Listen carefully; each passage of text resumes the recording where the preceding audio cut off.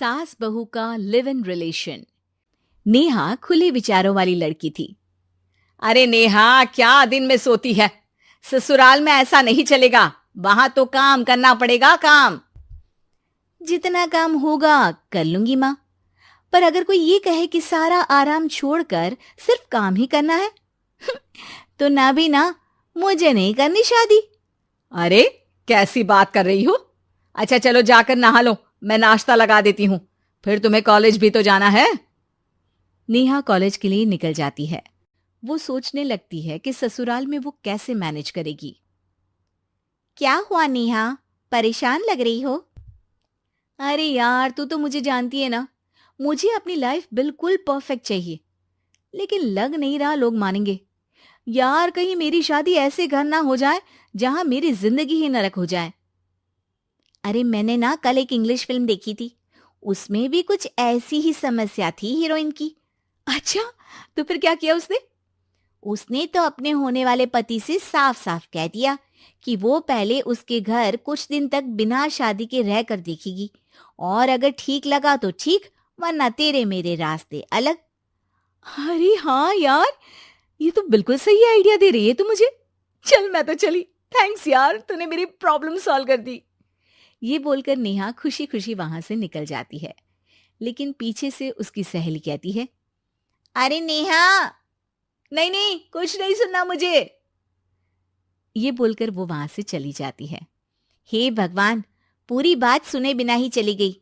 अरे वो तो विदेशी फिल्म थी, वहां सब चलता है, लेकिन ये तो भारत है, सभ्यता और संस्कारों वाला देश, जहां शादी से पहले लड़की को ससुराल में नहीं रखा जाता। खैर, नेहा मस्त होकर घर आती है।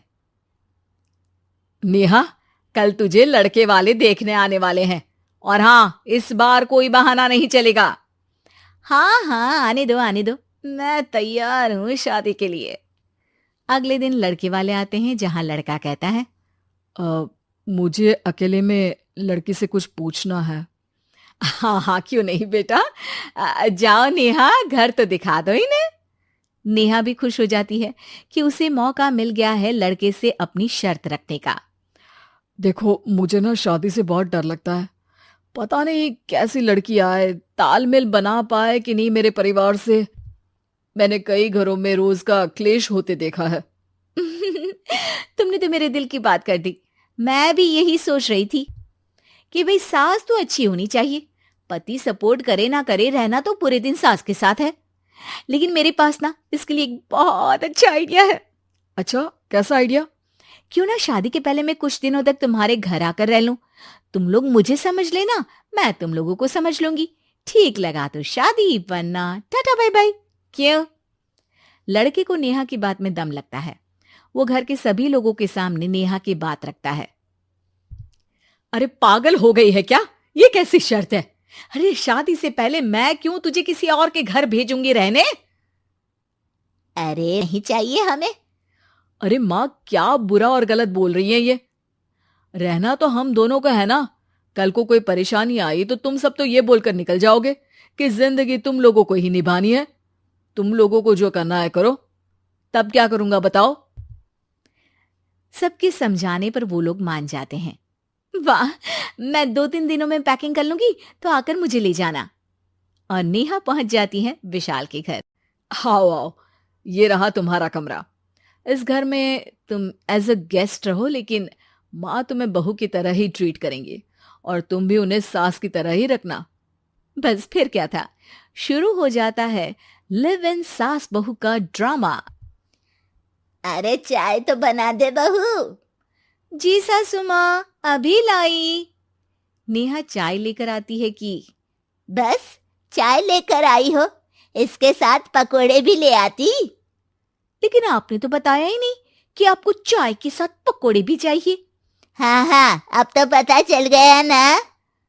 रात को खाना खाने के बाद नेहा किचन में खटर पटर कर रही होती है।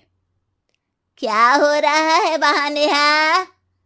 माँ जी, मैं ना रात को अदरक वाली चाय पीकर सोती हूँ, ये मेरी आदत है। अच्छा, तो जरा मेरे लिए भी बना देना। दोनों सास बहू रात को चाय पीती हैं। अगले दिन, नेहा, मैं मंदिर जा रही हूँ, मेरी साड़ी निकाल कर बेड पर रख दे। नेहा सास के लिए साड़ी निकाल कर रख देती है। वो देखती है कि उसके आने के बाद से सास ने घर का कोई भी काम करना छोड़ दिया है। यार मैं क्या करूं? ऐसा ससुराल तो मुझे नहीं चाहिए था जिसमें मैं ही सारा काम करूं। मैं तो ऐसा घर चाहती हूं जहां सास और बहू दोनों मिलकर किचन में काम करें। हे भगवान, रात को चाय पी ली, पेट में गैस बन गई, अब तो चला भी नहीं जा रहा है। मुझे तो ऐसी बहू चाहिए जो हेल्थ के प्रति कॉन्शियस हो, क्योंकि वो ठीक रहेगी तभी तो मैं ठीक रहूंगी। दोनों समझ जाती हैं कि वो लोग एक दूसरे के लिए नहीं बने हैं। अगले दिन नेहा, जरा चाय तो ले आना। नेहा चाय के साथ चिला भी बनाकर ले आती है। सास खा पीकर सो जाती है। अगली सुबह तेरी बुआ सास आ रही है, उसे मैंने तेरे बारे में बताया है। तभी वहां गंवार से एक महिला आ जाती है। चलो यहां से निकलो, कुछ नहीं है खाने के लिए, जाओ। ए नेहा, तमीज से बात करो। ये मेरी ननद यानी आशीष की बुआ है। हाय रे दैया, इतनी आकड़ वाली लड़की! अरे यही है ना जो शादी से पहले ही आकर बस गई है यहाँ पर। बस नहीं गई हूं, बसना है या नहीं ये डिसाइड करने आई थी, लेकिन इन लोगों के रिश्तेदार इतने गंवार हैं तो मैं तो ना कर रही इस घर में शादी। और भाभी, और क्या कमी थी हमारे आशीष में जो आपने ऐसी लड़की की शर्तों को मान लिया? अरे वो तो आशीष के कहने पर मैं झुक गई, वरना ऐसी लड़की को तो मैं घर में घुसने भी ना दूं। ए हेलो, ऐसी लड़की कैसी लड़की? हाँ, बिना समझे बुझे शादी कर लूं? अब तो समझ गई ना कि हम लोग गांव के हैं। भाभी को खाट पर सोना और रिश्तेदारों का गांव से आना जाना तो लगा ही रहना है इस घर में। हाँ हाँ, मैं तो किसी मॉडर्न घर में शादी करूंगी। ये बोलकर नेहा वहां से चली जाती है। अपने घर में आकर नेहा कहती है, ना मां ना, लिव इन में रहकर देख लिया, ये गांव के लोगों का कोई भरोसा नहीं है। खैर, नेहा की शादी एक मॉडर्न घर में हो जाती है, जहां सास कहती हैं, हे नेहा, मैं टेनिस खेलने जा रही हूं, आओ तो जूस बनाकर रखना, और हाँ, वॉलनट्स और ओट्स भी बना लेना। जी माँ। माँ मॉम बोलो डार्लिंग, माँ इज ओल्ड फैशन। बेचारी नेहा सर पर हाथ रख ले